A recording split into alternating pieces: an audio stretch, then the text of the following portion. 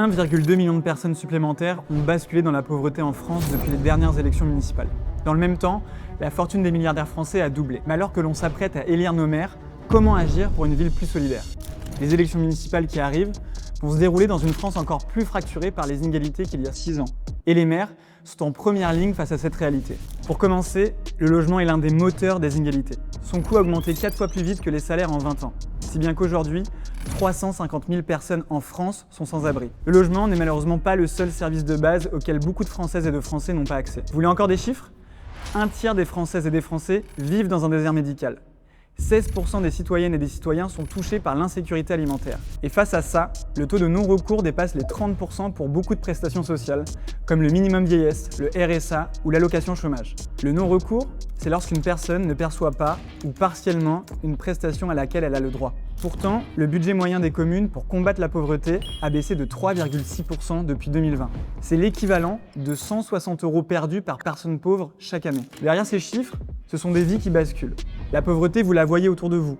Vous la vivez peut-être, écrasée sous le poids des dépenses avec un pouvoir d'achat qui ne permet pas de sortir la tête de l'eau. Les décisions politiques nationales de ces dernières années ont largement enrichi les plus fortunés et fait exploser la pauvreté en France. Pourtant, sur le terrain, beaucoup de maires refusent d'alimenter ces inégalités.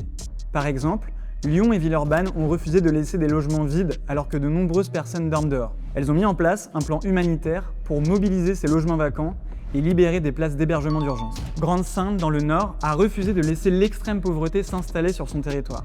La ville a créé un revenu minimum pour que tous ses habitants et habitantes touchent au moins 885 € par mois. La ville d'Antony, dans les Hauts-de-Seine, a refusé que sa population ne puisse pas se nourrir correctement.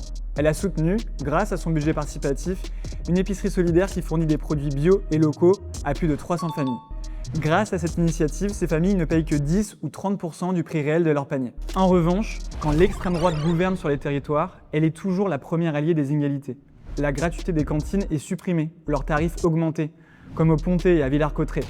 Des centres sociaux ferment leurs portes, comme à Fréjus. Des associations sont malmenées, comme le Secours populaire à Hayange. Les personnes migrantes sont stigmatisées, comme à Hénin-Beaumont avec sa charte dite de commune sans migrants. Sans surprise, ces mesures ne permettent jamais de lutter contre les inégalités. Par exemple, au Pontet, le taux de pauvreté dépasse de près de 10 points la moyenne nationale. Pourtant, ça n'a pas dérangé Monsieur le maire d'augmenter sa rémunération de 44%, heureusement annulée par la préfecture. Ces politiques, qui stigmatisent les personnes pauvres et migrantes, fragilisent durablement la cohésion de nos villes. Vous l'aurez compris, notre commune peut prendre des décisions qui changent notre quotidien et nos vies.